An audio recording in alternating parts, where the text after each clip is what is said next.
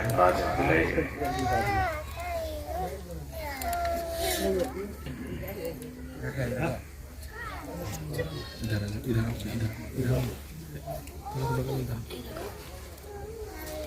और जब सत्संग की प्यास लगी हो तो कुछ देर के लिए बाहरी प्यास आदमी भूल जाता है। इसलिए सभी लोग एकाग्रता से और बड़े ही शांति से, एकाग्र भाव से सत्संग के प्रति मन मस्तिष्क लगाएं। इसके लिए सदगुरु कबीर ने कहा भी है, तन थिर मन थिर सुरति निरति थिर होए। सत्संग में बैठने की कुछ जो मानदंड है साहब ने तय किया है कि एक तो संत के पास और सत्संग कैसे बैठना है।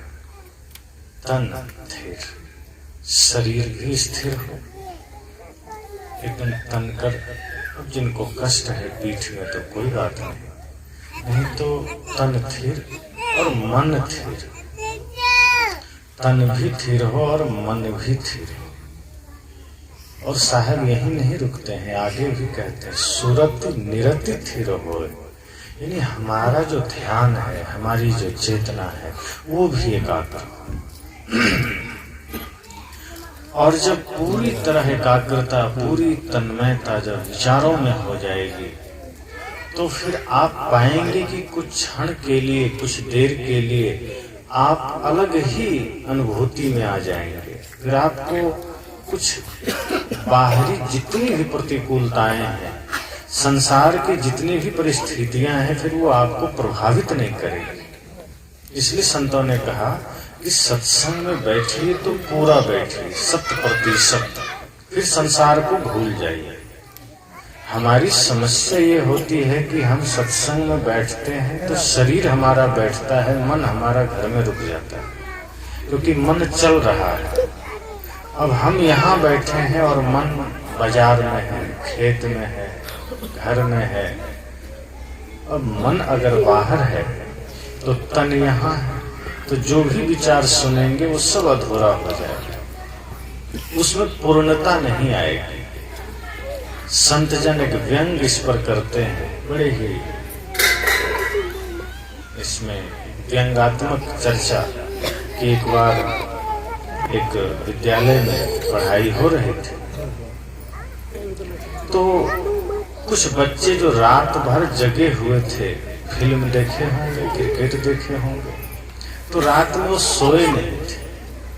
तो विद्यालय जब आए तो वहां भी उनकी चेतना केंद्रित नहीं थी, शांत नहीं थी। उनका मन इधर उधर हो रहा था और आंखों पर नींद की मादकता छाई हुई थी, नींद आ रही थी। तो शिक्षक उनको जनरल नॉलेज पढ़ा रहे थे, सामान्य ज्ञान। और पढ़ाते पढ़ाते कुछ जानकारियां लेकर आ गए शिक्षक। वो सारे बच्चे जो रात भर जगे हुए थे, फिल्म आदि देखे होंगे, पीछे बैठे थे। तो शिक्षक अपना जनरल नॉलेज के संबंध में कुछ चर्चाएं कर रहे थे कि ताजमहल आगरा में है या राम मंदिर अयोध्या में है, कृष्ण जन्म स्थान मथुरा में है। इसी क्रम में शिक्षक बोलते बोलते बोल गए कि दिल्ली में कुतुब मीनार है। तभी नजर पड़ गई पीछे के एक बच्चे पर। देखा वो ऐसे सिर झुका रहा है। शिक्षक ने गौर से देखा तो सो रहे थे। तो शिक्षक ने जोर से कहा, अरे तुम सो रहे हो? जो भी नाम रहा होगा, नाम लेकर शिक्षक ने कहा, तुम सो रहे हो। और एक सबसे गजब की बात है कि कोई आदमी सो रहा हो और आप उससे कहिए तुम सो रहे थे, वो कहेगा नहीं नहीं बिल्कुल नहीं सो रहे थे, एकदम जगे हुए थे। सोया हुआ आदमी कभी स्वीकार करता ही नहीं कि हम सो रहे थे। और ये भी बात है कि जो गहरी नींद में सो रहा हो वो एक बार स्वीकार लेगा, हाँ नींद लग गई थी। जो अधूरा नींद में होता है, अधकचरा, वो स्वीकार नहीं करता। क्योंकि उसको लगता भी तो नहीं कि हम सो रहे थे, तो अधूरा नींद में बच्चे लोग सो रहे थे। तो शिक्षक ने कहा कि तुम कह रहे हो हम जगे हुए थे, पर हम तो देख रहे हैं कि तुम सिर झुका रहे थे। कहा नहीं सर, हम बिल्कुल नहीं सो रहे थे। तो शिक्षक ने कहा ठीक है, अभी पता चल जाएगा, बताओ मैं क्या पढ़ा रहा था। तो शिक्षक तो पढ़ा रहे थे दिल्ली में कुतुब मीनार है, वो आधा सुन पाया था। दिल्ली में कुतुब ऐसे कुछ सुना था, ध्यान नहीं रहा। उसने कहा सर आप पढ़ा रहे थे दिल्ली में कुत्ता बीमार है। शिक्षक ने कहा इसीलिए मैंने कहा एकाग्रता से बैठो, शांति से बैठो। चित्त जहां इधर उधर होगा अर्थ का अनर्थ हो जाएगा, और ये हर जगह होता है। सिर्फ वो विद्यालय की बात नहीं है, सत्संग में भी जो बातें हम सुनते हैं वो तो एक साधारण सी बात थी, जनरल नॉलेज की, वहां कंफ्यूजन हो गया। सोचिए कहां से कहां बात चली गई। लेकिन जब बात ज्ञान की हो, जीवन की हो, वहां अगर थोड़ा सा भी रास्ता भटक गया तो क्या से क्या हो जाता है। तो शिक्षक ने समझाया देखो बच्चों, अपना समय बर्बाद मत करो, तुम पढ़ने आए हो, शांति से पढ़ो और जागृत होकर बैठो। उन्होंने कहा सर आप चिंता न करें, अब बिल्कुल मैं शांति से बैठूंगा। थोड़ी देर फिर उन्होंने बताया कुछ चीजें, बात आगे बढ़ी। उसके बाद तब शिक्षक ने फिर कहा कि दिल्ली भारत की राजधानी है, राज्यों की राजधानी से बात आगे बढ़ी। उत्तर प्रदेश की लखनऊ है, बिहार की पटना है, बंगाल का कोलकाता, इस तरह से। फिर अंत में उन्होंने कहा हमारे देश भारत की राजधानी दिल्ली है। फिर नजर पड़ गई बच्चों पर, देखा फिर सो रहे हैं। कहा फिर तुम सो रहा हो? बच्चों ने कहा नहीं सर, अब की बार तो मैं बिल्कुल नहीं सो रहा, मैं एकदम जगा हुआ। शिक्षक ने कहा मैंने अभी देखा तुम्हारी आंखें बंद थी और तुम ऐसे सिर हिला रहे थे। उसने कहा सर इस बार तो आंखें मैंने इसलिए बंद किया कि एकाग्रता से आपकी बात सुन सकूं, सो नहीं रहा। तुरंत बात बदल दिया बच्चों ने, बड़े चालाक थे, बहाने कर दिए। शिक्षक ने कहा ठीक है, अभी प्रूफ हो जाएगा, बताओ मैं क्या पढ़ा रहा था। अब शिक्षक तो पढ़ा रहे थे भारत की राजधानी दिल्ली है, अब वो आधी नींद में आधी बात सुन पाया था, पूरी सुन नहीं पाया था। उसने कहा सर आप पढ़ा रहे थे भारत की महारानी दिल्ली।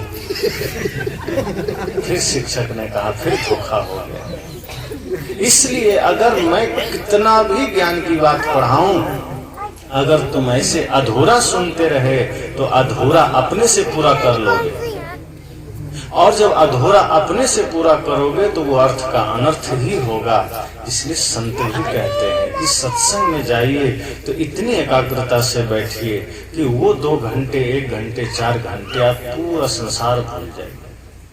भजन का अर्थ यही है। अगर आप सच में पूजा प्रार्थना सेवा करना चाहते हैं, सत्संग करना चाहते हैं, तो पहली शर्त है कि आप प्रेजेंट हो जाइए, वर्तमान हो जाइए, अतीत से मुक्त हो जाइए, भविष्य की कल्पनाओं को छोड़ दीजिए और एकदम वर्तमान स्वीकार कर लीजिए कि जो है इसी क्षण है। इस क्षण को हमें 100% जीना है। प्रेम सत्संग भजन कल करना है, भूल जाइए कल करना, कल का कोई ठिकाना है। जो भी शुभ है उसे आज सोचिए कि हमें आज और अभी करना है। कल पर कभी न सत्संग को टालिए, न कोई धर्म कार्य को टालिए। हम लोग उल्टा करते हैं, क्रोध मन में आ गया तो इसी क्षण कर लेते हैं, और कुछ धर्म करना है तो कल करेंगे ध्यान से। अब यही समस्या हो जाती है। संत कहते हैं अगर गुस्सा करने का मन करे तो सोचना कल करेंगे, और अगर सत्य अहिंसा प्रेम करुणा हृदय में जागृत होने लगे तो आज ही कर लेना। दान करने का मन करे तो आज कर लेना, किसी भूखे को भोजन देने का मन करे तो आज ही कर लेना, सत्संग की इच्छा जगे तो आज ही कर लेना। पर हम शुभ को कल पर टाल देते हैं, अशुभ को आज कर लेते हैं। यही हमारे जीवन का सारा सिस्टम बिगड़ जाता है। तो मैंने कहा एकाग्रता जरूरी है, और एकाग्रता होगी तो सारी बातें स्पष्ट हो जाएगी, हम प्रेजेंट में हो जाएंगे, हम वर्तमान में हो जाएंगे। और यही पूजा है।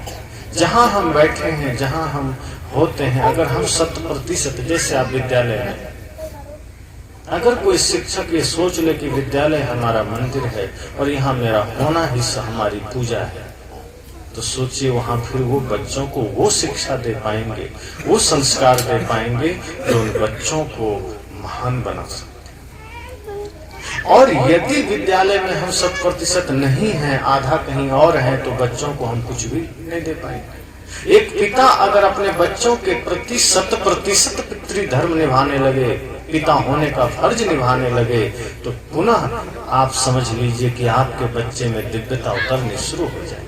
अगर एक माँ सोच ले कि मुझे अपने पूरे मातृत्व धर्म को निभाना है, तो आपके बच्चे में फिर वो दिव्यता उतरने लगेगी। पर हम सब अपने अपने धर्म से विमुख हो जाते हैं, हम सब अपने अपने कर्तव्य से विमुख हो जाते हैं, प्रेजेंट में होते ही नहीं। जहां एकाग्रता है,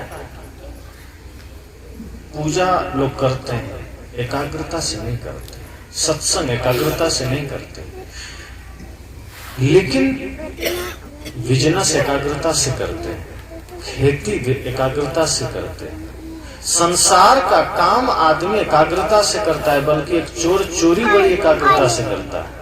उतनी एकाग्रता से पुजारी पूजा नहीं करता है जितनी एकाग्रता से चोरी करता है चोर।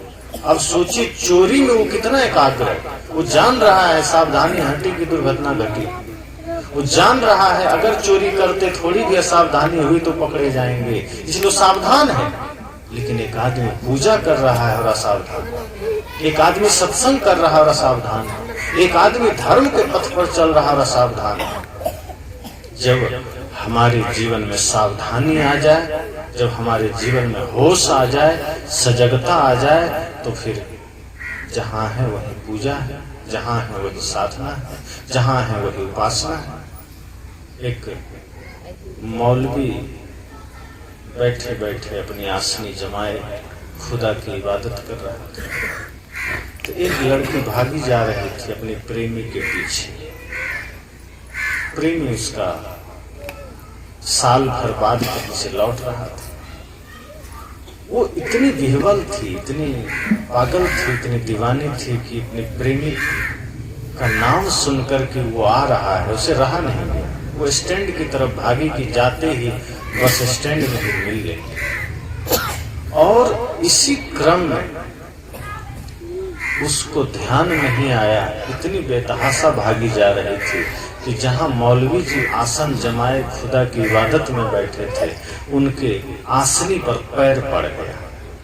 जैसे ही पैर पड़ा, मौलवी जी गुस्से में आ गए, तुरंत खड़े हुए, झल्ला गए, लड़की को डांटा, ए लड़की अंधी है क्या, दिखाई नहीं देता, तुमने मेरे आसनी पर पैर रख दिया, अंधी हो गई। लड़की फिर भी नहीं सुनी, ये दौड़ के गए, आगे खड़े हो गए, सुनो पहले मेरा जवाब देते जाओ, तुम कहाँ अंधी बनी जा रही हो पागल, तुम्हें दिखाई नहीं दिया, तुमने मेरे आसनी पर पैर रख दिया। अब लड़की थोड़ी होश में आई, कहा क्या हुआ, क्षमा करना। कहा अब भी तुम पागल जैसी बात कर रही हो, मैं 2 बार से कह रहा हूँ, तुमने मेरे आसनी पर पैर रख दिया, तुम बोल नहीं रहे। उसने कहा क्षमा कीजिए, गलती से रखा, लेकिन वैसे आप कर क्या रहे थे? तुम्हें पता नहीं मैं क्या कर रहे थे? कहने बताइए क्या कर रहे थे? खुदा की इबादत, उनकी याद, उनकी प्रार्थना कर रहा था। कहा मौलवी जी माफ कीजिए, मैं एक साधारण इंसान के प्रेम में पागल हूँ, तो मुझे कुछ भी दिखाई नहीं दिया, मैं दौड़ती चली गई। आप तो खुदा के प्रेम में हैं, मैं कैसे दिख गई आपको? हम आपको कैसे दिखाई दे गए? हम तो आपके ऊपर पैर भी नहीं रखे, आसनी पर पैर रखे, और हम चूंकि एक साधारण लड़के के प्रेम में है तो मेरा होश नहीं रहा। आप तो साक्षात परमात्मा खुदा के प्रेम में, इसका मतलब आपका प्रेम अधूरा है। आप बैठे तो हैं आसन जमा के, आंखें तो बंद थी आपकी, लेकिन आप देख तो संसार को ही रहे थे, आप स्वयं को नहीं देख रहे थे, आप भगवान को नहीं देख रहे। इसलिए एकाग्रता इतनी गहरी हो जाए कि जब आंखें बंद हो तो संसार नहीं, स्वयं को देखिए। हमारा तो आंखें खुली हो तो भी संसार देखते हैं, बंद हो तो भी संसार देखते हैं।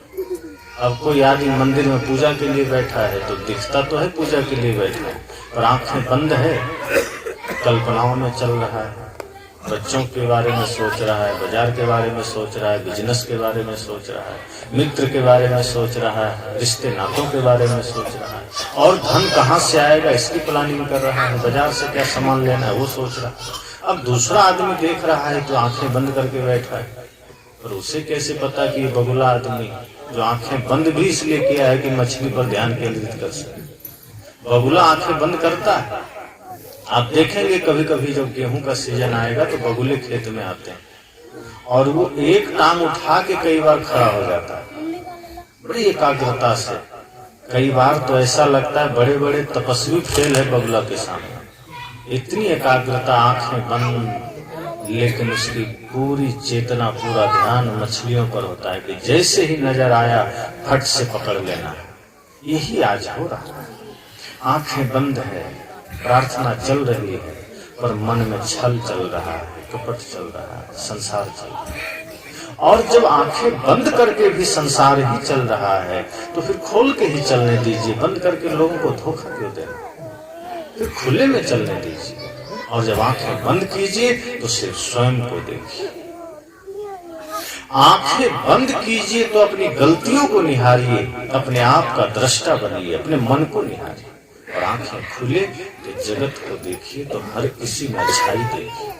सबकी गुण अपनी हमेशा गलतियां देखा करें। संतों ने कहा कि आंखें खुले तो जगत को देखिए कि सब अच्छे हैं, और आंखें बंद कीजिए तो देखिए कि नहीं, गलती मेरे में, मेरे कर्म में, मुझे अपने में बदलाव लाना, अपने विचारों में बदलाव लाना। मैंने कहा कि एकाग्रता बहुत जरूरी है। सत्संग में हो चाहे कहीं भी हो, जब एकाग्रता होगी तो एक शब्द भी गुरु का मिल गया तो समझना सब मिल गया। और एकाग्रता नहीं है तो पूरी शास्त्र आप सुन लेंगे, कोई परिवर्तन नहीं आएगा। अब सोचिए, अंगुलीमाल और भगवान बुद्ध के बीच कितनी देर बात हुई होगी, कितनी देर का सत्संग हुआ होगा। क्या वो सत्संग नहीं था? जिस अंगुलीमाल के सामने राजा डरते थे, जिस अंगुलीमाल के सामने बड़े बड़े लोग कांपते थे, सैनिक आत्मसमर्पण कर देते थे, वहां एक निहत्था था। भगवान बुद्ध मुस्कुराते हुए जा रहे हैं, चेहरे पर कोई सिकन नहीं, आनंद है। अंगुलीमाल भी सोच में पड़ गया कि ये कौन ग्रह का आदमी आ गया। यही धरती का आदमी तो हमारे सामने आते ही सिर झुका देता है, बेहोश हो जाता है। ये कौन आदमी है जिसके चेहरे पर असीम शांति है, जिसके चेहरे पर असीम शांत माहौल है, बादशाहों वाली शान शौकत है, निश्चिंतता है। और उसने कहा कि ठहरो, और बुद्ध ने बड़े भाव से कहा मैं तो ठहर गया, तुम कब ठहरो। अंगुलीमाल को लगा अब तक तो बात ठीक थी कि ये डरा नहीं, उल्टा कह रहा है तुम कब ठहरो। ये तो और अनर्थ की बात, सोच में पड़ गया। उसने कहा उल्टी बात कर रहे, मैं तो यहाँ रुका हूं, तुम चले जा रहे। बुद्ध ने कहा ये बाहरी यात्रा की तो मैंने बात ही नहीं, मेरे कदम चल रहे हैं पर मेरा मन रुक गया है। तुम्हारा कदम रुका हुआ है पर तुम्हारा मन, तुम्हारा कर्म चल रहा है। और मैंने अगर कहा है तुम कब ठहरोगे तो इसका तात्पर्य यह है कि तुम जिस हिंसा के रास्ते पर दौड़े चले जा रहे हो उस पर कब रुकोगे, तुम जिस क्रोध के रास्ते पर दौड़े चले जा रहे हो वहां कब ठहरोगे, तुम जिस नफरत के रास्ते पर बेतहाशा भागे जा रहे हो वहां कब ठहरोगे। और इतने प्रेम और इतनी करुणा से उन्होंने दृष्टि डाली और बोल अपनी बात कही कि अंगुलीमाल देखते देखते, जिस अंगुलीमाल के सामने बड़े बड़े लोग धाराशायी हो जाते थे, उस अंगुलीमाल जैसे आतताई क्रूर आदमी की आंखों में जब बुद्ध की करुणा की दृष्टि पड़ी तो उसकी आंखें भी शांत हो गई, उसका आतंक भी धीरे धीरे शांत हो गया, नतमस्तक हो गया, चरणों में पड़ा कि अब मुझे भी ठहरने का ज्ञान दीजिए, मुझे शांत होने का ज्ञान दीजिए। एक शब्द गुरु का, एक शब्द, एक घटना, एक भाव गुरु का, महापुरुषों का व्यक्ति के जीवन को बदल देता है। लेकिन कब? जब व्यक्ति कुछ क्षण के लिए भी एकाग्र हो जाए। हम हो नहीं पाते, हम कहीं जाते हैं तो तुलना में रह जाते हैं। पहले मैंने, कई लोग ऐसा करते हैं, जैसे सत्संग में गए तो अब जो बैठे हैं सुन रहे हैं तो वो तुरंत याद करेंगे कि वहां गए थे तो वहां तो ऐसा किसी ने सुनाया था, यहाँ इन्होंने ऐसा सुनाया, ठीक है कोई बात नहीं, उन्होंने ऐसा कहा, इन्होंने ऐसा कहा। हम समीक्षा में पड़ जाते हैं। विचारों को सुन करके हम उस पर मंथन नहीं करते। सुने उसके बाद मंथन करें, और मंथन के बाद जो सार निकल कर आए वो आपका है, वो ज्ञान आपका है। और अगर वो आपके आचरण में उतर गया तो फिर समझना उद्धार हो गया। तो एक एक शब्द, एक एक घटना पर्याप्त है। अगर हम पूरी एकाग्रता से सत्संग सुने तो कोई जरूरी नहीं 4-4 घंटे सुनना पड़े। जो कई बार आप देखते होंगे, साधारण सी समस्या शरीर में होती है, एक दवा से ठीक हो सकती, लेकिन कई बार डॉक्टर 2-3 दवा दे देते, पता नहीं किससे ठीक हो जाए। अगर इससे नहीं तो उससे, इस तरह से दे देते। एक ही शब्द से जीवन बदलता है। जीवन बदलने के लिए पूरा शास्त्र नहीं चाहिए, एक शब्द चाहिए। पर वो एक शब्द आपके लिए कौन सा है ये जानने के लिए कई बार 4-4 घंटे सुनना पड़ता है। पता नहीं उस 4 घंटे में आपका शब्द आएगा कि नहीं। अगर चूक गए तो नहीं आएगा। अगर एकाग्रता से सुन रहे हैं तो हो सकता है उस 4 घंटे के सत्संग में आपका एक शब्द आ जाए जो आपको बदल सके। हो सकता है कि 1 ही मिनट में आ जाए, और ऐसा भी हो सकता है अगर एकाग्रता भंग हुई तो जन्म जन्म तक वो शब्द ना आए। इसलिए कई बार आप देखते हैं लोग लंबे काल से धर्म से जुड़ जाते हैं, सत्संग से जुड़ जाते हैं, गुरु से जुड़ जाते हैं, लेकिन उनके जीवन में बहुत ज्यादा सुधार नहीं हो पाता। गुटखा चलता रहता है, नशा चलता रहता है, लड़ाई झगड़े चलते रहते हैं, गला में माला है और नफरतें चल रही है, तो बहुत ज्यादा सुधार नहीं होता है। हम गुरु से दीक्षा ले लेते हैं, जीवन में बदलाव नहीं आता। दीक्षा का मतलब है आपके जीवन में परिवर्तन आना चाहिए। और मैं ये नहीं कहता कि एक ही दिन में आप बुद्ध बन जाएंगे, पर आपका प्रयास भी दिखना चाहिए कि हाँ आप प्रयासरत हैं, आप कोशिश कर रहे हैं कि आज हमने धर्म को जाना है, आज हमने सत्य को जाना है, आज हमने परमार्थ को जाना है, तो उस पर चलना आरंभ कर दीजिए। अगर हमें पता चल जाए कि हमारे सिर में दर्द क्यों है तो फिर हम उसका इलाज तो तुरंत कर लेंगे। पता ही नहीं चलता तो दुनिया भर के काम हम करते रहते हैं। अगर पता चल जाए समस्या का तो समाधान तुरंत हो जाएगा। इसलिए एकाग्रता से जब हम सत्संग सुनते हैं तो जीवन में परिवर्तन की संभावना बन जाती है, फिर हमारा मन मस्तिष्क सब बदल जाता है। इसलिए एकाग्रता जरूरी है। और इसी एकाग्रता के साथ जब हम सत्संग सुनते चले जाते हैं तो फिर वो सत्संग सिर्फ सुनने तक सीमित नहीं रहता, फिर वो हमारे कर्म में उतर जाता है, हमारे आचरण में उतर जाता है। और असली सत्संग वही है जो आपके आचरण में उतर जाए। बहुत अच्छा। सत्संग वो नहीं है जो सिर्फ कानों तक सीमित हो। कई बार मैं पुराणों का उदाहरण देता हूँ। कुछ घटनाएं बड़े सांकेतिक होती, वो रियल में घटी हो ना घटी हो इसमें शंका होती, लेकिन उसका संकेत बड़ा अच्छा होता है। एक घटना आती है पुराणों में समुद्र मंथन की, कि समुद्र मंथन हुआ तो उसमें तमाम तरह के रत्न निकले, अमृत निकला और जहर भी निकला। तो जब जहर निकला तो सब भागने लगे, और भागते भागते कहां पहुंच गए? शिव जी के पास।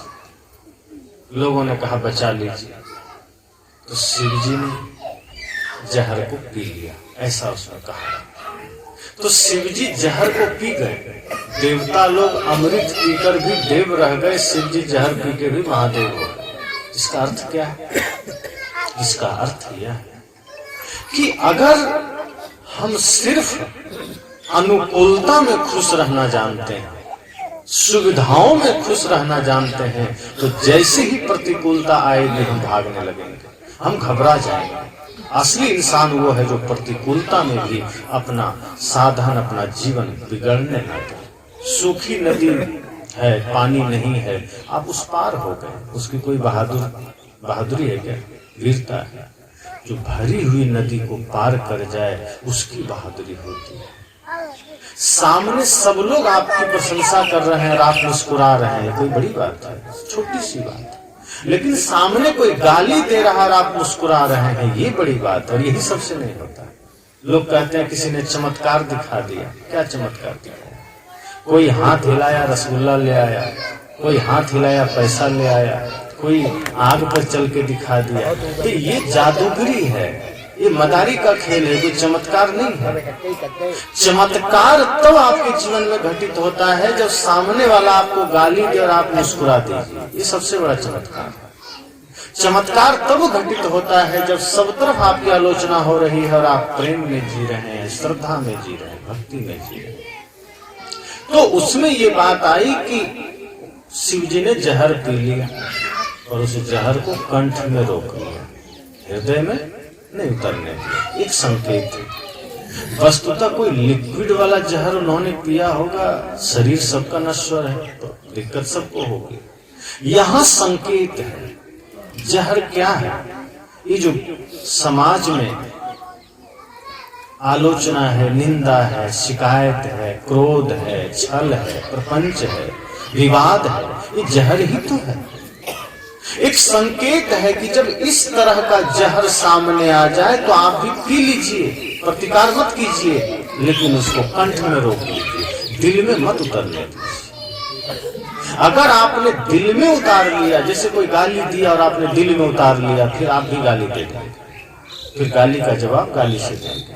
और अगर आपने उसको कंठ में रोक लिया, कंठ में ही ठहरा दिया, दिल में नहीं उतारा, तो कोई गाली दिया फिर भी आप बढ़िया गीत सुना देंगे।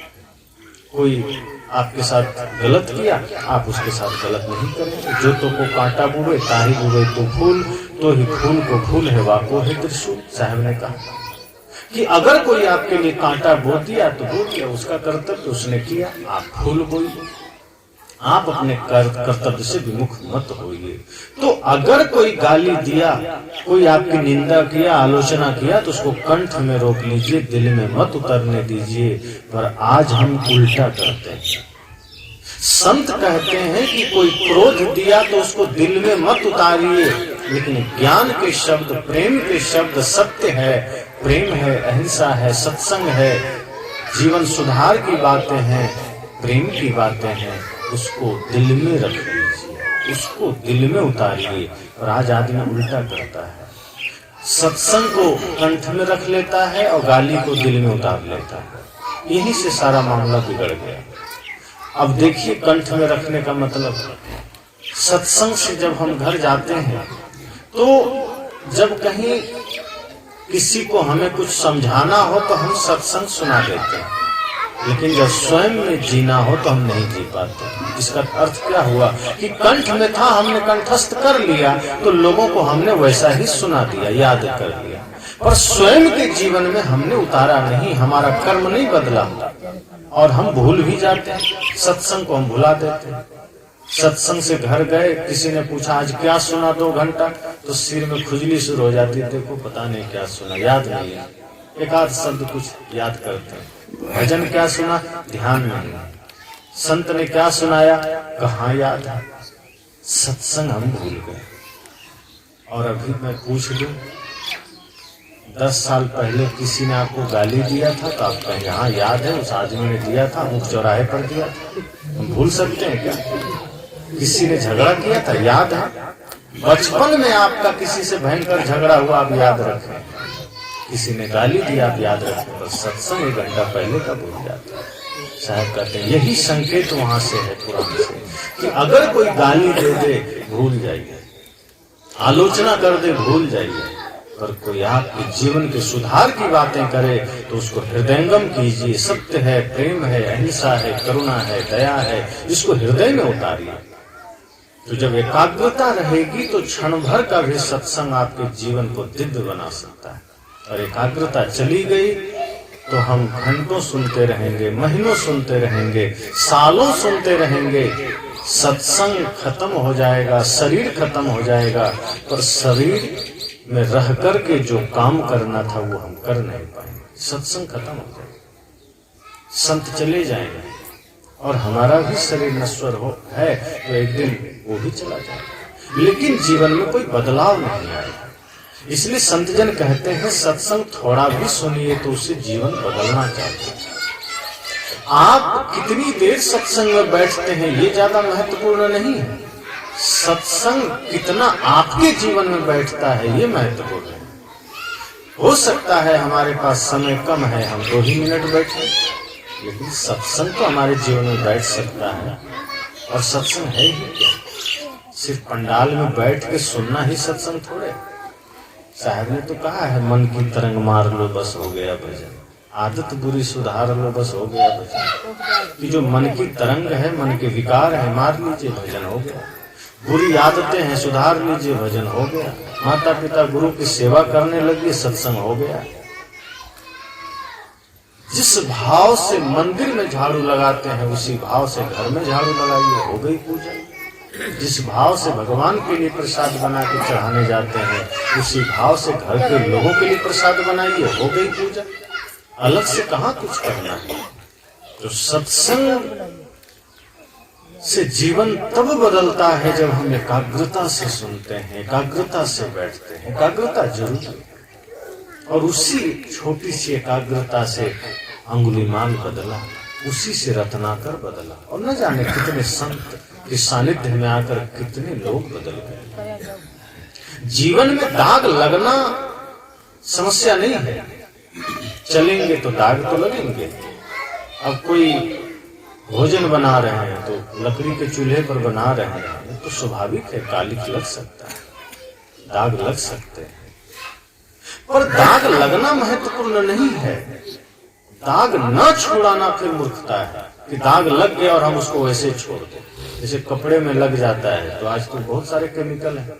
जो श्वेत वस्त्र पहनते हैं सफेद, वो लोग ज्यादा ध्यान रखते हैं। हम लोग को ध्यान रखना पड़ता है कि दाग लग जाए तो उसको छुड़ाना चाहिए। साहब कहते हैं कपड़े में दाग लग गया तो आप बड़ा ध्यान रखते हैं कि दाग लग गया है, अपने से नहीं छूटा। तो आजकल तो बाजारों में बड़ी व्यवस्थाएं हैं, आज वहां दे आता है ड्राई क्लीनिंग वाले के पास या धोबी के पास।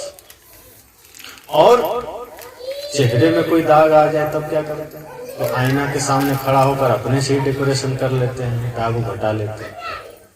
और साहब कहते हैं शरीर का दाग आप आईना में देख लिए, कपड़े का दाग आप बाहर बाजार में जाकर छुड़ा लिए, जो दाग मन में आ गया है वो कहाँ देखे, वो कैसे छूटे। और मन में दाग क्या है, मन में जो दाग है उसका नाम क्या है, क्रोध है, अहंकार है, काम है, छल है, कपट है, ईर्ष्या है, द्वेष है। यही तो दाग है जो हमारे आचरण में विचार में लग जाते हैं, मन में लग जाते हैं। और हम सत्संग में बैठते हैं, सुनते हैं, पर ये दाग हमारा छूट नहीं पाता। अब सोचिए कोई आदमी कहे कि भोजन तो किए हैं लेकिन भूख नहीं मिटी, तो आप क्या कहेंगे कि कैसा आदमी, दरिद्र आदमी, खाया फिर भी पेट नहीं भरा। तो कहेंगे और खा लो। अब वो पूरा दिन भर खाता रहे फिर भी कहे हमका पेट नहीं भरा, तो आप कहेंगे या तो तुम खा ही नहीं रहे, झूठ बोल रहे हो। अगर भोजन करेंगे तो ठीक है 2 रोटी में पेट नहीं भरेगा, 5 में तो भरेगा, 5 में नहीं तो किसी को 50 में तो भरेगा, पर भरेगा अगर खाएगा तो। लेकिन कोई कहे नहीं 1000 रोटी खाने के बाद ही पेट नहीं भरा, कहेंगे फिर ये पागल है। इसी तरह कोई कहे सत्संग हम कर रहे हैं 5 साल से, 10 साल से, फिर भी क्रोध नहीं मिटा। सत्संग हम कर रहे हैं फिर भी नफरत नहीं मिटा। सत्संग हम कर रहे हैं फिर भी आलोचना नहीं मिटा, क्रोध नहीं मिटा, काम नहीं मिटा। इसका मतलब सत्संग किया है। अगर सत्संग सच में किए होते तो क्रोध मिट जाता। अब क्रोध मिट जाता, जब ये बात मैं कई बार कहता हूँ तो मुझे ख्याल आ जाता है, कई लोग पूछते हैं कि क्रोध बिल्कुल मिटा देना चाहिए, हिंसा बिल्कुल मिटा देना चाहिए। मैंने कहा व्यक्तिगत मन मस्तिष्क में हिंसा के भाव नहीं होना चाहिए, व्यक्तिगत रूप से क्रोध के भाव नहीं होने चाहिए, अपने लिए जो घातक है वो नहीं होना चाहिए। लेकिन क्रोध ही गलत है ऐसा मैं नहीं मानता, हिंसा ही गलत है ऐसा मैं नहीं मानता। हिंसा भी जरूरी होता है, क्रोध भी जरूरी होता है। जैसे आप एक व्यवस्थापक हैं, अनुशासन में अगर आपके अधीन कुछ बच्चे हैं या कुछ लोग हैं तो कभी कभी आपको वहाँ कड़क होना पड़ेगा, वरना व्यवस्था बिगड़ जाएगी, क्रोध करना पड़ेगा। लेकिन वो क्रोध फिर वही बात है, वो सार्थक है, क्योंकि आपके क्रोध के पीछे घृणा का भाव नहीं है। एक होता है कि हम किसी से घृणा करते हैं, नफरत करते हैं, अपने आप पर कंट्रोल नहीं, हमने क्रोध में उसको कुछ भी कर दिया। पर एक होता है अनुशासन के लिए, समाज में व्यवस्था के लिए अगर थोड़ा सा क्रोध कर लिए तो वो सम्यक क्रोध है, अनुशासित क्रोध है, उसमें किसी का अहित नहीं है। इसी तरह हिंसा की बात है, अगर आप व्यक्तिगत किसी को मार देते हैं तो हिंसा है, लेकिन वही हिंसा अहिंसा बन जाती है कब? जब भारत के आर्मी किसी आतंकवादी को मार देता है, फिर वो हिंसा नहीं कहलाती। अगर कहलाती तो सरकार उसको मेडल थोड़े देती। आप किसी को मार दीजिए तो 10 साल आप जेल चले जाएंगे, और आतंकवादी मारा जाता है तो सेना का जवान को मेडल मिलता है, हम सब भी ताली बजाते हैं। वहां हिंसा हिंसा हुई, खुद सोचिए क्यों? क्योंकि उसकी हिंसा में पूरे राष्ट्र की सुरक्षा और सेवा समाहित। उसने व्यक्तिगत द्वेष से नहीं मारा। किसी आतंकवादी से हमारी सेना को क्या दुश्मनी है? व्यक्तिगत कुछ है क्या? पर वो राष्ट्र सेवा में सीमा पर खड़ा है, राष्ट्र की सुरक्षा के लिए खड़ा है, तैनात है, और उस राष्ट्र के सुरक्षा के नाम पर उन्होंने उन अराजक तत्वों को मारा है जो राष्ट्र की सुरक्षा को भेद रहा था, या हमारे देश के प्रति जिसकी कुदृष्टि हो गई थी। इसलिए संत जन कहते हैं समय समय से सबका अर्थ बदल जाता है। अब जैसे जब भगवान बुद्ध अपने ज्ञान प्रचार में चल रहे थे तो मगध के बहुत सारे सैनिकों ने अपना धर्म त्याग दिया, अर्थात वो सैनिक से इस्तीफा दे दिया और बुद्ध के शरण में जाने लगे। तो उस समय के जो राजा थे बिंदुसार या बिंदुसार, जो भी दोनों में से कोई थे, उस समय ध्यान नहीं, बिंदुसार, तो उन्होंने भगवान बुद्ध से प्रार्थना किया कि प्रभु आपके ज्ञान से तो मैं भी प्रभावित हूं, लेकिन मैं बड़ी चिंता में हूं। आपको सुन सुनकर हमारे सैनिक अपना राजधर्म छोड़ करके आपके संघ में शामिल हो रहे हैं, आप मार्गदर्शन कीजिए, हम क्या करें।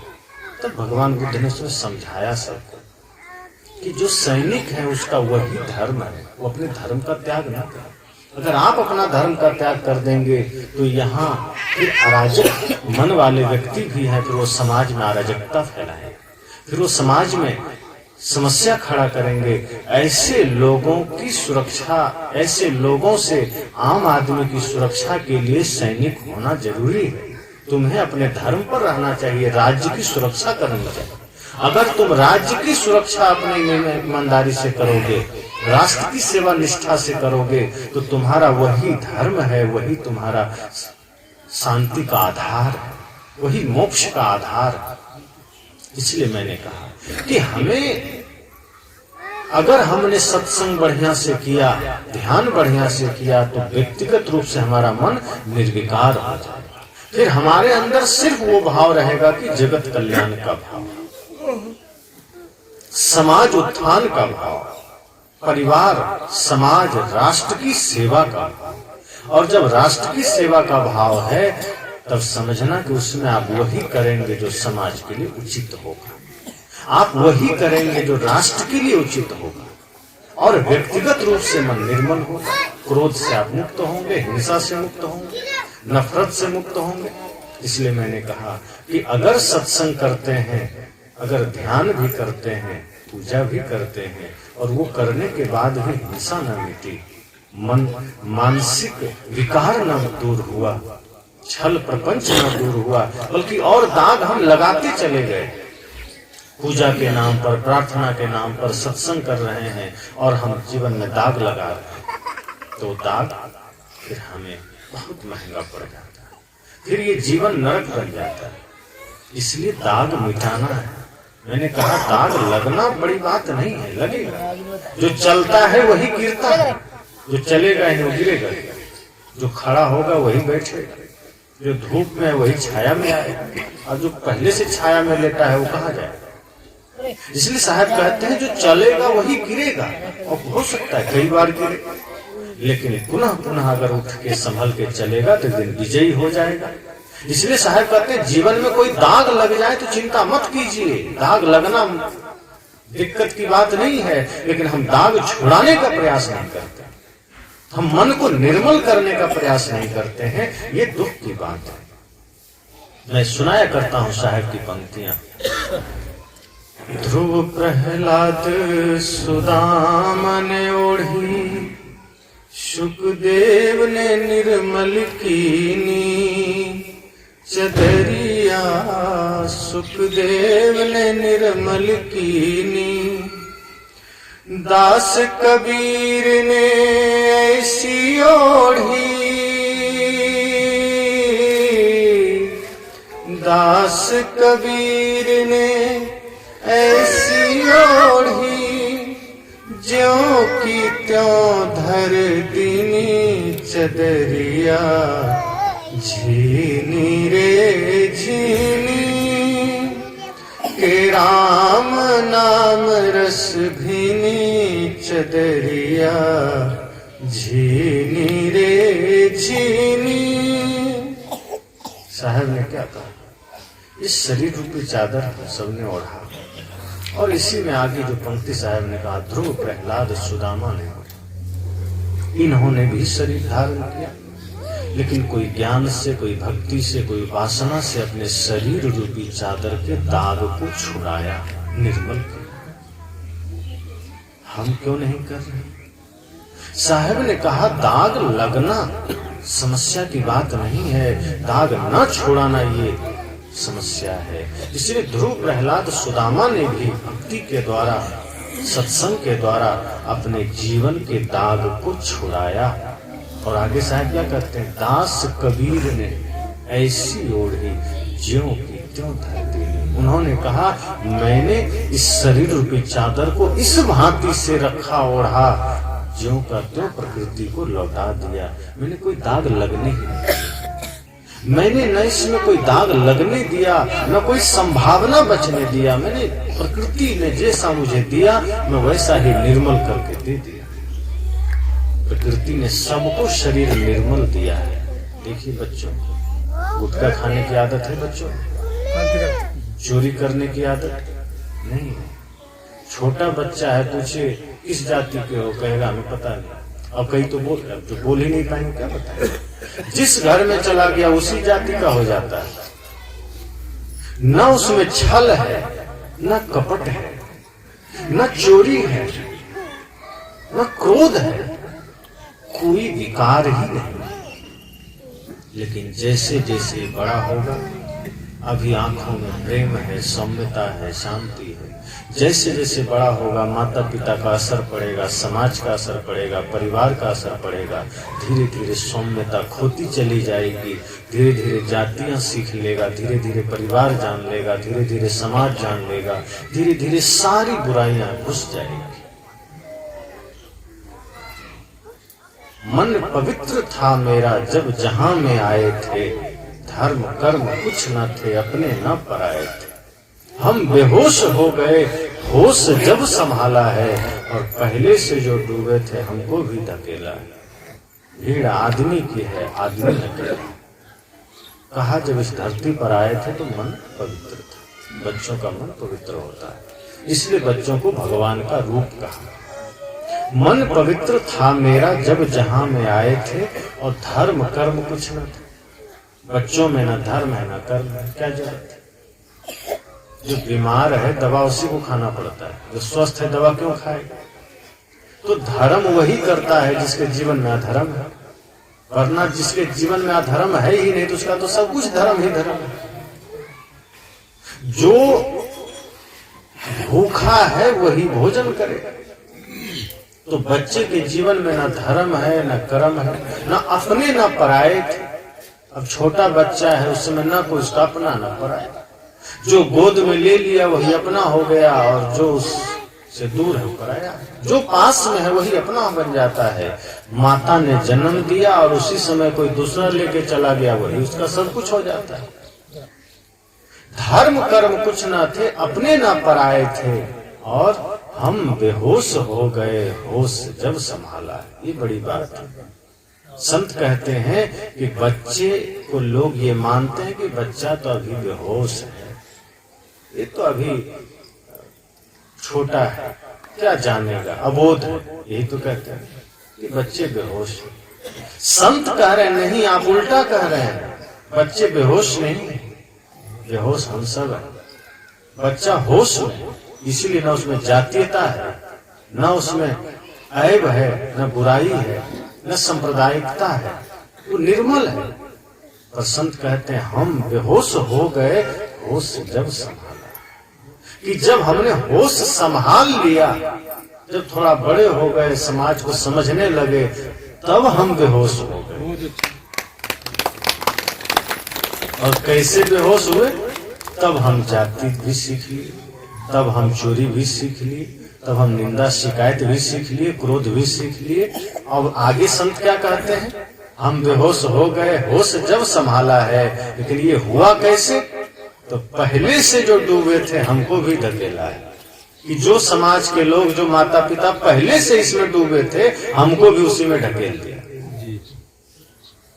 ज्ञान में नहीं धकेला, ध्यान में नहीं धकेला, प्रेम में नहीं धकेला। क्या किया? उसी जातीयता के डोर में हमें भी बांध दिया, उसी क्रोध में हमें भी डाल दिया, उसी अन्याय में हमें भी डाल दिया, उसी मेरा तेरा में हमें भी डाल दिया।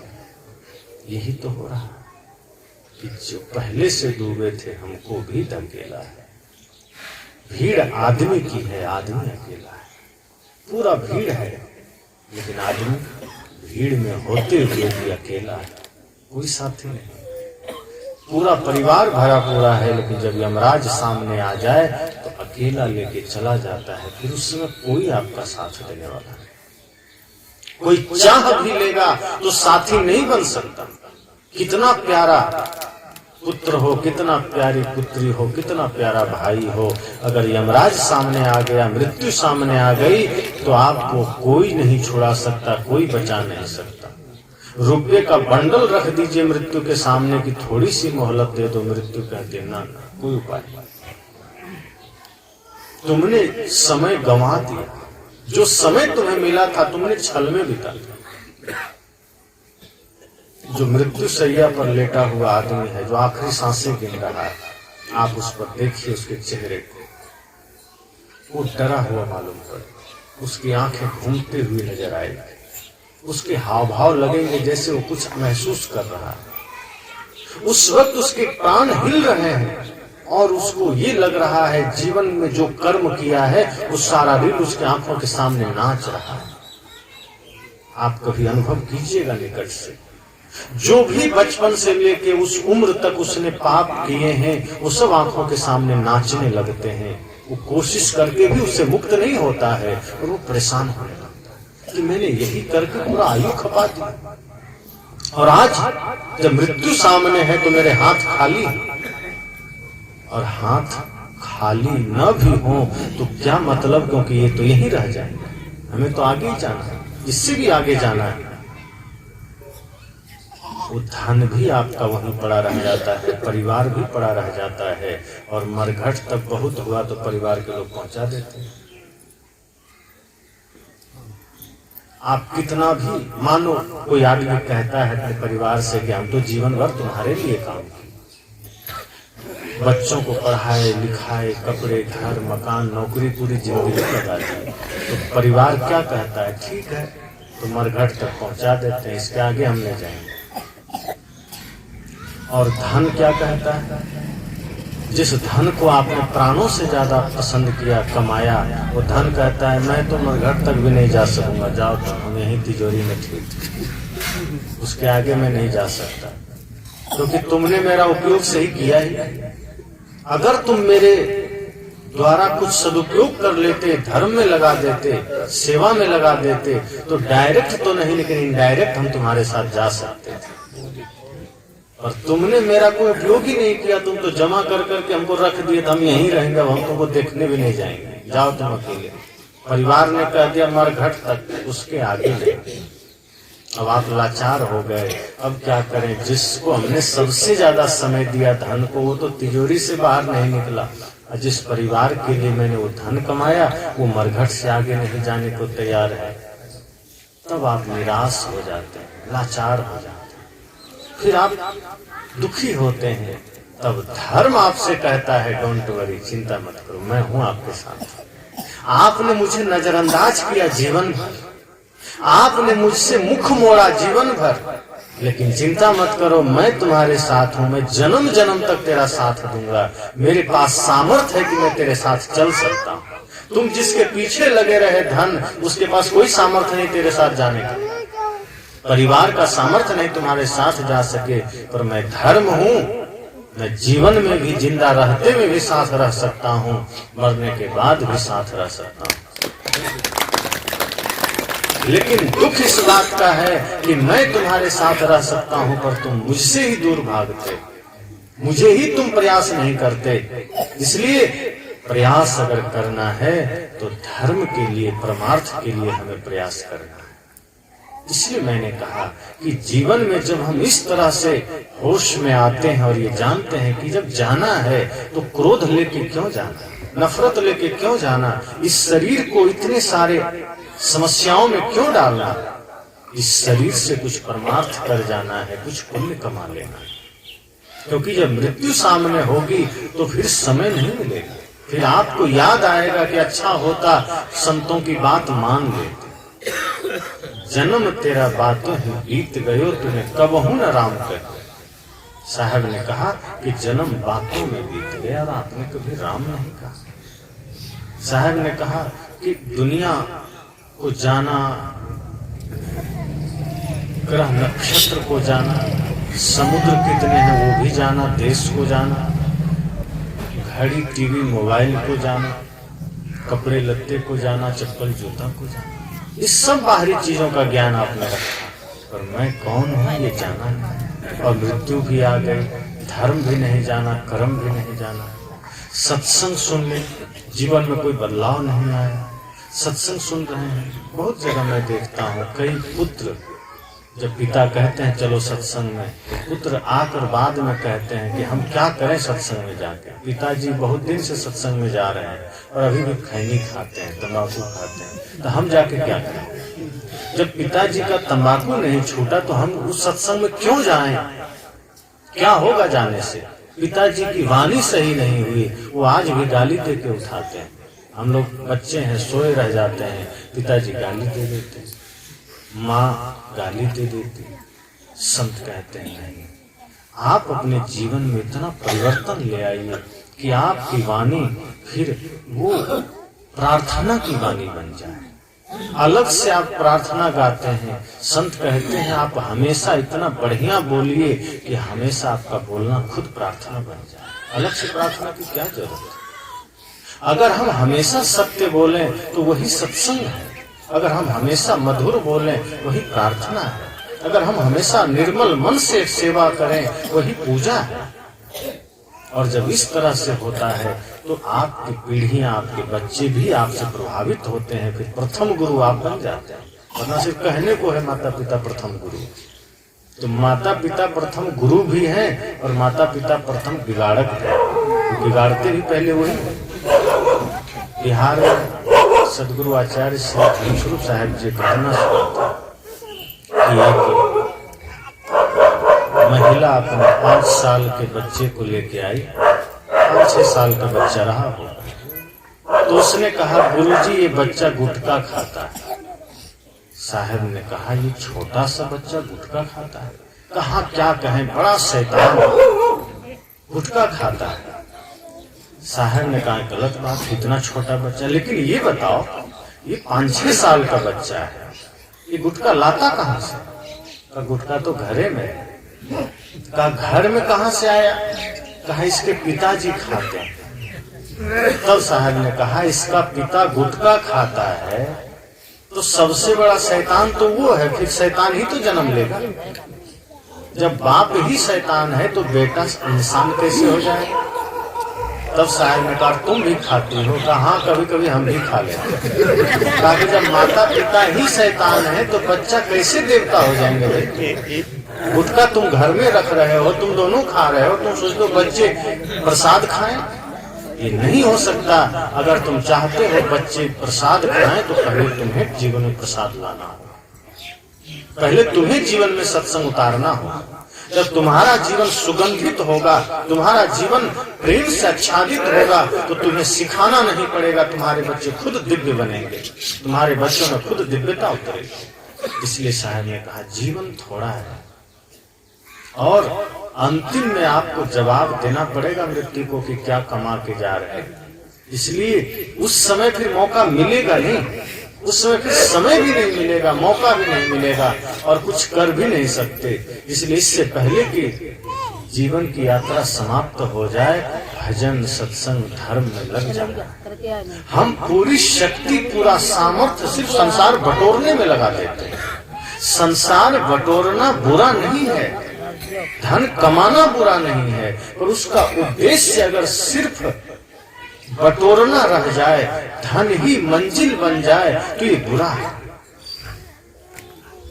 मैं अक्सर उदाहरण देता हूं कि आप गाड़ी खरीदते हैं, बढ़िया नई गाड़ी खरीद लीजिए, रोज सुबह उठ के कपड़ा मारिए, तेल चेक कर लीजिए, पानी चेक कर लीजिए। अब बाजार जाना है, झोला उठाइए, पैदल निकल जाए, कितना भी बारिश हो रही है पैदल चले जाइए, गाड़ी में चढ़िए मत। आदमी कहेगा कितना मूर्ख आदमी गाड़ी लिया है, रोज पूछता है, पैदल चला जाता है।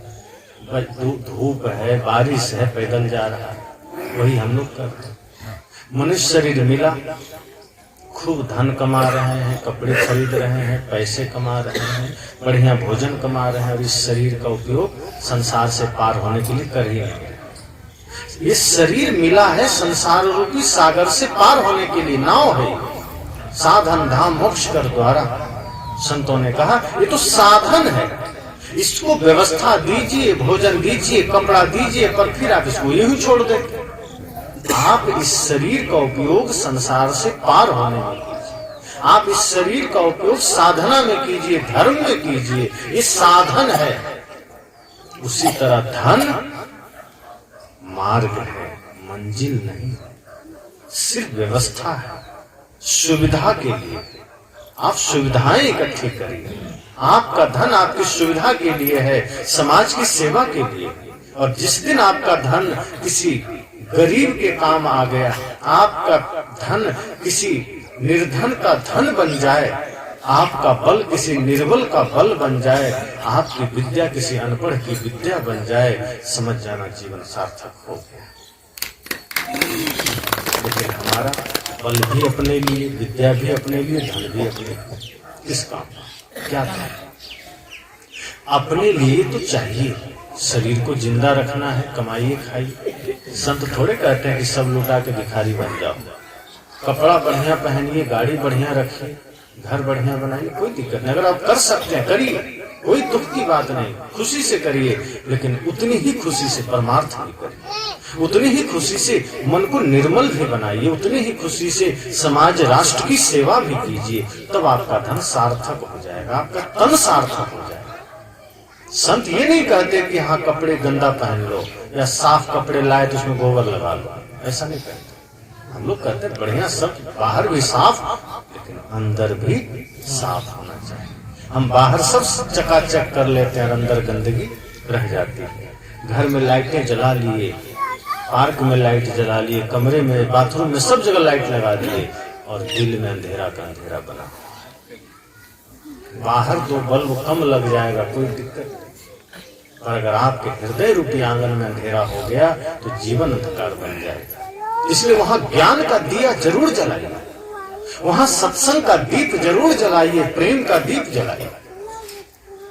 इसलिए मैंने कहा एकाग्रता के साथ सत्संग में आइए और जीवन को सत्संगमय बना दीजिए, धर्ममय बना दीजिए। जहां रहिए सोचिए हमारा सत्संग है, हमारा हर कर्म सत्संग बन जाए, हमारी हर वाणी प्रार्थना बन जाए, हमारी हर यात्रा तीर्थ बन जाए। लोग कहते हैं काशी द्वारिका अयोध्या भी पूरा तीर्थ है प्रयागराज, सब तीर्थ माना गया। साहब कहते हैं अगर कोई छल कपट करके वहां गया है तो वो तीर्थ नहीं किया, लेकिन किसी का मन निर्मल है, मन अहंकार मुक्त है, तो दौड़ के खेत भी जाएगा तो उसका वो तीर्थ बन जाएगा। और अगर कोई मन में गंदगी लेके प्रयाग भी गया तो वो तीर्थ नहीं। इसलिए साहब कहते हैं जह जह डोलो सो परिक्रमा, जो कुछ करो सो पूजा। कि अगर मन निर्मल है, पवित्र है, तो आप चलेंगे परिक्रमा होगा, झाड़ू लगाएंगे पूजा हो जाएगी, लोगों की सेवा करेंगे पूजा हो जाएगी। और मन गंदा है तो दिन भर मंदिर में बैठे रहिए तो भी पूजा नहीं होगा। मंदिर में अगर सिर्फ जाने से पूजा हो जाता तो मंदिर में तो बहुत लोग जा रहे हैं, कहाँ पूजा हो। गंगा में नहाने मात्र से मोक्ष मिल जाता तो अभी देखिए माघ मेला और आगे कुंभ मेला में 3-4 करोड़ लोग स्नान करेंगे तो सब एक ही दिन में स्वर्ग चले जाएंगे। तो मछली तो पानी में ही रहती, वो सब स्वर्ग जाएगा। ऐसा नहीं, कर्म सुधार करना पड़ेगा। सिर्फ गंगा में नहाने से पाप नहीं मिटता है। पाप शरीर में चिपका हुआ है, कहीं लगा है। पाप मन में है, और गंगा का पानी आपके तन को धोएगा। अगर पाप शरीर में कहीं चिपका होता तो शायद उस पानी से धुल जाता, पर पाप है मन में। तीर्थ वही जो पाप ही तारे, और पाप वही जो मनमध्य विकारा। पाप मन के मध्य में है, मन में है, और मन तक गंगा का पानी नहीं पहुंचेगा, मन तक सत्संग पहुंचेगा, मन तक ये ज्ञान का गंगा पहुंचेगा। इसलिए अगर ये सोचते हैं कि हम कितना भी पाप करें और डुबकी लगाने से पाप धुल जाएगा, तो संत कहते हैं यही जागृति सत्संग हमें देता है। हर जगह होश में आइए। कोई भी शॉर्टकट से हम धर्म के पथ पर नहीं चल सकते, शॉर्टकट से स्वर्ग नहीं मिल सकता। हमारे महापुरुषों को बड़ी तपस्याएं करनी पड़ी। हम सोचते शॉर्टकट, मंदिर गए, एक अगरबत्ती जलाए, धार्मिक होके निकल गए। ये शॉर्टकट है, इससे धार्मिक तो नहीं हो सकते। हाँ, दिखावा हो जाएगा। हमारे महापुरुषों को कितनी तपस्याएं करनी पड़ी। हम जिन महापुरुषों का नाम ले लें, आज राम जी इतने ट्रेंड में है, मंदिर में आ रहे हैं। अब गए कब थे, आ कब रहे, कहाँ रहे। सच तो यह है कि अगर राम को हम गहराई से सोचें तो सदगुरु कबीर ने कहा राम सबके हृदय में है, और वो कभी गए ही नहीं, वो सब जगह है। बस जरूरत है उसको प्रकट करने। और प्रकट कैसे होगा? आचरण सही कर लीजिए, राम प्रकट हो जाएंगे। और मैं तो कहता हूं कि जो लोग राम जी के प्रति श्रद्धा रखते हैं, तो आप अपने हृदय को ही मंदिर क्यों नहीं बना लेते? बाहर मंदिर बना लिए, राम जी को वहां बैठा दिया। और यही काम अब हमारे यहाँ भी चल रहा है। कबीर पंथ में भी मंदिर कई जगह लोग बना के कबीर साहब को मंदिर में बिठा दिया। अब ये बड़ी चालाकी का काम। शिव जी का मंदिर बना, भगवान बुद्ध का बना, महावीर का बना, कबीर साहब का बना, नानक का बना, राम जी का बना। मंदिर बनाए हमने, सभी भगवानों को, महापुरुषों को मंदिर में बंद करके ताला लगा दिया। अब ऐसा हो गया जैसे वो बेचारे कैदी और हम उनका मालिक है, जब चाहे ताला खोले। एक जेल है, एक मंदिर है, नाम हमने मंदिर दे दिया, काम सेम है। उसमें भी जाली लगी है, उसमें भी ताले लगे हैं, अंदर है। जेलर जब चाहेगा ताला खोलेगा। मंदिर में भी वही बात, जब पुजारी चाहेगा ताला खोलेगा। भगवान अगर निकलना भी चाहे तो पुजारी से पूछना पड़ेगा, भाई हमको बाहर आना है, वरना उपाय नहीं। वही हमने किया है। साहब कहते हैं ठीक है, आपकी आस्था है, बाहर आपने मंदिर बनाया या महापुरुषों का आपने स्मारक बनाया। हमारे महापुरुष इस पवित्र भूमि में आए, उनका इस समाज के लिए बड़ा योगदान है। चाहे राम हो, कृष्ण हो, बुद्ध हो, महावीर हो, उनके स्मारक स्थल बनाइए, मंदिर बनाइए, अच्छी बात है, ताकि आने वाली पीढ़ियां उससे कुछ सीख सकें। लेकिन अपने हृदय को भी एक मंदिर जरूर बनाइए, ताकि वहां आपके भगवान, आपके महापुरुष निवास कर सकें। लेकिन हमने बाहर तो मंदिर बना दिया, वहां भगवान को कैद कर दिया, पर यहाँ हमने राक्षस को बिठा दिया। आज हर हृदय में राक्षस बैठा है, तभी तो आदमी भाई से लड़ाई करता है। अगर यहाँ कबीर बैठ जाए, राम बैठ जाए, तो कोई भाई से झगड़ा करेगा क्या? जिस दिन हृदय में महापुरुषों का निवास हो जाएगा, उस दिन आदमी किसी से झगड़ा करेगा, विवाद करेगा? नहीं करेगा। जिस दिन भगवान का निवास हमारे हृदय में हो जाएगा, हम शराब को हाथ नहीं लगा सकते, हम झूठ नहीं बोल सकते, हम तंबाकू नहीं खा सकते, हम किसी जीव को दुख नहीं दे सकते, मांसाहार नहीं कर सकते, माता पिता को वृद्धाश्रम नहीं भेज सकते। जिस दिन यहाँ भगवान स्वयं हृदय में बैठेंगे, उस दिन हम सबका सम्मान शुरू कर देंगे। अगर हम आज ये सब नहीं कर रहे हैं तो चालाकी ही तो कि हमने भगवान को मंदिर दे दिया, जाइए भगवान आप वहीं रहिए। हम घर में तांडव कर रहे हैं, वही कर रहे हैं जो राक्षस करते थे। निशाचर क्या करते थे? न उनको धर्म में आस्था थी, न माता पिता का वो सम्मान करते थे, न वो संत में निष्ठा रखते थे, न वो सद्गुणों को धारण करते थे, जुआ खेलते थे, शराब पीते थे, सबके साथ दुराचार व्यभिचार करते थे, इसलिए वो निशाचर हो गए।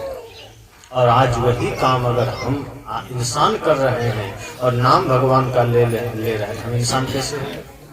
तो हम भी निशाचर हो गए। इसलिए संतों ने कहा कि आप स्मारक, स्मरण स्थल, मंदिर सब बनाइए, कोई विरोध नहीं। विरोध क्यों कर? लेकिन घर को भी मंदिर बना लीजिए, अपने हृदय को भी मंदिर बना लीजिए, ताकि आपके महापुरुष आपके हृदय में भी बैठ सके। और जब आपके हृदय से मंदिर में आपने लाइट जला दिया और घर में अंधेरा रखा, तो क्या होगा? वहाँ लाइट है, वहाँ जब तक आप रहेंगे आप उजाले में रहेंगे, और घर आएंगे और यहाँ एक भी बल्ब आपने नहीं लगाया, तो कभी दीवार में टकराएंगे, कभी कहीं टकराएंगे, कभी कहीं टकराएंगे। मतलब मंदिर में अगर आपने लाइट जलाया तो घर में भी जलाइए, ताकि आप सब कुछ देख सकें। अगर वहां आपने भगवान को बिठाया तो इस हृदय में सबसे पहले बिठाइए, क्योंकि अंधेरा यही है, असली अंधेरा। यहीं से बीमारी शुरू होती है, यहीं से कचरा शुरू होता है। आप सही हो गए तो फिर आपका पूरा संसार मंदिर बन जाता है। अगर आदमी ठीक हो जाए तो फिर घर घर मंदिर हो जाएगा, हर घर फिर भगवान का निवास बन जाएगा, देवालय बन जाएगा। तभी तो साहब ने कहा, जो तिल माही तेल है त्यों चकमक में आग, तेरा साईं तुझ में जाग सके तो जाग। कि साईं तुझ में है, एक बार जाग के तो देखो, एक बार अपने हृदय को मंदिर बना के तो देखो। साहब को किसी से विरोध नहीं था। विरोध होता तो ये नहीं कहते कि मैं रोवो जगत को मोको रोवे न कोई। सदगुरु कबीर ने तो कहा कि मैं इस जगत के लिए चिंतित हूँ, मैं लोगों के दुख को देख कर पीड़ित हूँ, मैं नहीं चाहता कि संसार में कोई दुखी रहे। ये महानतम हृदय का प्रतीक है कि कितना विशाल करुणा उनकी रही लोगों के प्रति। और वो तो कहते हैं, सब घट मेरो साईं सुनी से न को। वो तो कहते हैं जो मेरा परमात्मा है वो सब घट में बैठा है, मेरा राम सबके हृदय में बैठा है, कोई हृदय सुना नहीं। इसलिए मैं सबसे प्रेम रखता हूँ। और हम रख पाते हैं? अगर हम राम जी को माने, कृष्ण जी को माने, तो क्या हम सबसे प्रेम रख पाते हैं? नहीं रख पाते। तो जब हम धर्म की बात भी करें, हम पूजा की बात भी करें, और हम प्रेम न कर पाए, जीवन का सदुपयोग न कर पाए, तो क्या मतलब हुआ? इसलिए बहुत आवश्यक है कि हम सब अपने अपने जीवन में सच्चे धर्म को धारण करें और अपने महापुरुषों के आदर्शों को अपने जीवन में उतारें, अपने महापुरुषों के वचनों को अपने जीवन में उतारें, अपने महापुरुषों के चरित्र को अपने जीवन में उतारें। सिर्फ नाम, सिर्फ उनका महिमा गुणगान करने से नहीं होगा। हम कितना भी कहें कबीर साहब बहुत महान है, क्या हो जाएगा हमारा? सदगुरु कबीर की हम खूब जयकारा लगाएं तो उनकी जय जयकार तो है ही, हम लगा रहे हैं, क्या हो जाएगा?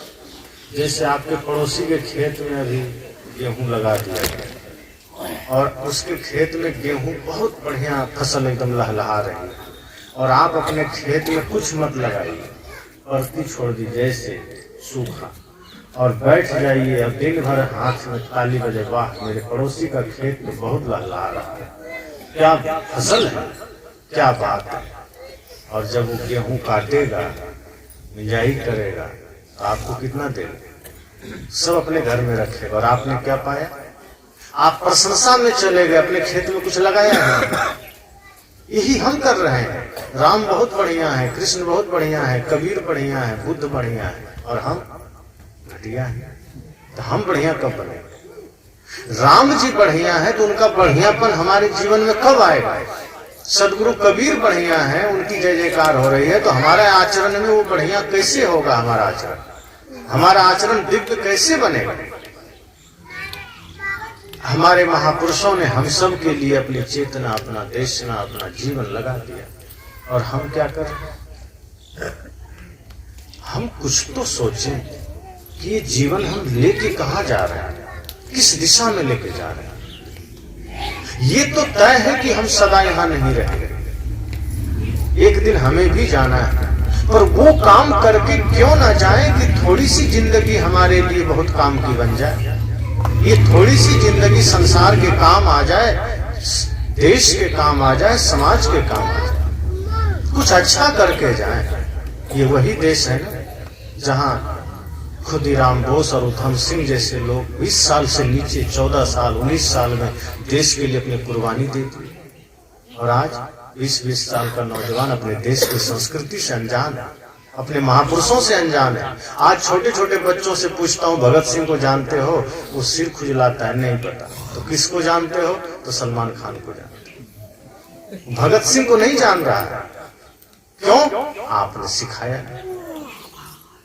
वो चंद्रशेखर आजाद को नहीं जान रहा है, आपकी बच्चियां लक्ष्मीबाई को नहीं जान रही। जो इस देश की वीरांगना से अनभिज्ञ है, जो इस देश के वीरों से अनभिज्ञ है, वो देश संस्कार में ऊपर कैसे उठेगा?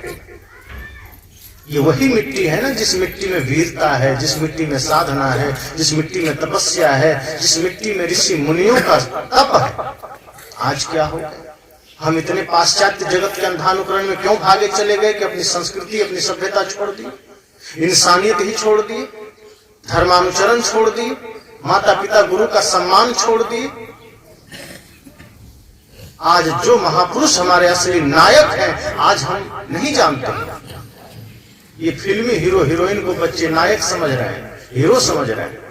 वो लोग नायक नहीं, वो लोग खलनायक हैं, हमारी संस्कृति के साथ खिलवाड़ कर रहे हैं। असली नायक इस देश के भगत सिंह हो सकते हैं और हैं। नेताजी सुभाष इस देश के असली हीरो हैं, और वर्तमान में भारतीय सेना देश के असली हीरो हैं। अगर वो अपनी नींद गंवा करके अभी सियाचिन जैसे जगह में जहां माइनस तापमान 30 और 40 डिग्री होता है, हम लोग इतने में ही आग जला के बैठे हैं, रजाई कंबल ओढ़े, और सोचिए देश के जवान माइनस तापमान होगा जहां बर्फ जम जा रहा है, वहां भोजन कैसे करते होंगे। एक तरफ डर है दुश्मन की गोली सीने में न लग जाए, और एक तरफ है कि भारत माँ का तिरंगा नीचे न झुक जाए। किसके लिए? हमारे आपके लिए। आजादी के आंदोलन में 7 लाख से अधिक वीरों ने अपनी शहादत दे दी। किसके लिए? हमारे आपके लिए। क्या भगत सिंह ने यही सपना देखा था? महाराणा प्रताप ने यही सपना देखा था? वीर शिवाजी ने, नेताजी सुभाष ने यही सपना देखा था? तात्या टोपे ने यही सपना देखा था? बाबा साहेब अम्बेडकर ने यही सपना देखा था कि हमारा देश इसी तरह हटके जातियों में बढ़े, संप्रदायों में बढ़े, मेरा में चला जाए, मेरा तेरा में चला जाए, गांव मोहल्ले में देश बट जाए। उनका सपना यह था कि पूरा भारत ही नहीं, ये पूरा विश्व एक परिवार बन सके, सभी लोग समृद्ध हो सके। भगत सिंह ने जिस दिन ये अपने आप को देश के लिए न्यौछावर किया, उस दिन उन्होंने एक ही सपना देखा था कि ये देश संपूर्ण रूप से संगठित हो, समृद्ध हो, स्वस्थ हो। इसलिए वो जाते जाते कह गए, कर चले हम फिदा जाने तन साथियों, अब तुम्हारे हवाले वतन साथियों। कितनी उम्मीद रही होगी उनको, कितना भरोसा रहा होगा देशवासियों पर, तभी तो उन्होंने कहा कि अब हम जा रहे हैं, पर क्रांति की आग जला के जा रहे हैं। ए देशवासियों, ए देश के लोगों, तुम्हारे हवाले देश को सौंप के जा रहे हैं। भगत सिंह ने ये नहीं कहा कि कर चले हम फिदा जाने तन साथियों, अब हनुमान जी के हवाले वतन साथियों, जब राम जी के हवाले वतन साथियों। उन्होंने कहा नहीं, अब तुम्हारे हवाले, क्योंकि अब राम तुम्हें बनना है, चलो राम के पद चिन्हों पर अब इतिहास तुम्हें बदलना है। अब वो रामत्व, वो वीरत्व तुम्हें जगाना है, और मैं अक्सर वो पंक्तियां याद करता हूं जो इसी गीत में नीचे आई कि अगर आप समाज और राष्ट्र के लिए जागरूक हैं, अगर आप अपने महापुरुषों से कुछ शिक्षा लेते हैं तो अपने भीतर की वीरता को जगाइए, अपने सामर्थ्य को जगाइए और सोचिए कि मेरे होते अगर किसी माँ बहन बेटी पर कोई को दृष्टि करे तो हम उसकी दृष्टि भी बाधित कर सके। हम अपने हमारे होते माता बहन बेटी हमारे छत्र छाया में अपने आप को सुरक्षित महसूस कर सके। इसलिए उसमें पंक्ति आई है, खींच दो अपने खून से जमीन पर लकीर, इस तरफ आने पाए न रावण कोई, तोड़ दो हाथ अगर हाथ उठने लगे, छूने पाए न सीता का दामन कोई। लोगों ने कहा क्यों? उन्होंने कहा क्योंकि राम भी तुम ही लक्ष्मण साथियों, अब तुम्हारे हवाले वतन साथियों। अब ये तुम्हें ही जिम्मेदारी लेनी, इसलिए अब ये आपके हवाले। कभी सोचिए एकांत में कि आप क्या कर रहे हैं। उम्र निकलता जा रहा है, क्या योगदान है इस देश में? हम जिस देश में जन्मे हैं, क्या देश का ऋण हम पर नहीं? क्या योगदान हम दे रहे हैं? हम सब कुछ ले रहे हैं प्रकृति से, देश से ले रहे हैं, हम दे क्या रहे हैं? इस देश की सेवा में हम क्या समर्पित कर रहे हैं? हमारे महापुरुषों ने अपनी पूरी आयु, अपना पूरा जीवन देश के लिए समर्पित कर दिया। और हमारे भारत की तो उदारता रही है, वसुधैव कुटुंबकम का भाव रहा है। ऐसा भाव अन्य किसी देश के पास नहीं। चीन सीमाओं को हड़पना चाहता है, अमेरिका दूसरे देश को अपने अंदर करना चाहता है। भारत एकमात्र ऐसा उदार देश रहा है जिसकी सीमा ईरान से लेकर बर्मा तक था, लेकिन आज भले इसकी सीमा घटी है, बाकियों की बढ़ी। क्यों? क्योंकि भारत ने सदा कहा अतिथि देवो भव, भारत ने सदा कहा सर्वे भवन्तु सुखिनः, भारत ने सदा कहा वसुधैव कुटुंबकम। भारत युद्ध में विश्वास नहीं रखा, भारत ने बुद्ध में विश्वास रखा, ज्ञान में विश्वास रखा। इसलिए आज हम सबको यह तय करना है, सोचना है कि जो हमारे महापुरुषों ने कहा कि कर चले हम फिदा जाने तन साथियों, अब तुम्हारे हवाले वतन साथियों, तो क्या उस योग्य हम अपने बच्चों को बना रहे हैं? क्या वो योग्यता हमारे अंदर है? अगर नहीं, वो योग्यता लानी, योग्यता तय करनी है, पूरी करनी है। आप सोचिए, माता सीता जंगल में थी, लवकुश को उन्होंने जन्म दिया। उन्होंने बहाना किया कि नहीं राम जी नहीं है तो लवकुश को हम संस्कार नहीं देंगे। ऋषियों ने कहा माता निर्माता भवति, माताएं निर्माण करती हैं बच्चों का, सिर्फ जन्म नहीं देती है, उनको संवारती है, निर्मित करती है। माता सीता ने संकल्प लिया कि कोई बात नहीं, ना लक्ष्मण है, ना राम है, ना अयोध्या का कोई व्यक्ति है, लेकिन मैं अकेले लवकुश को इतना योग्य बना दूंगी कि कोई ये न कहे कि राम का पुत्र है, कैसा निकल गया। और माता सीता ने संकल्पित होकर के लवकुश को चरित्रवान बनाया, विद्वान बनाया, शक्तिवान बनाया।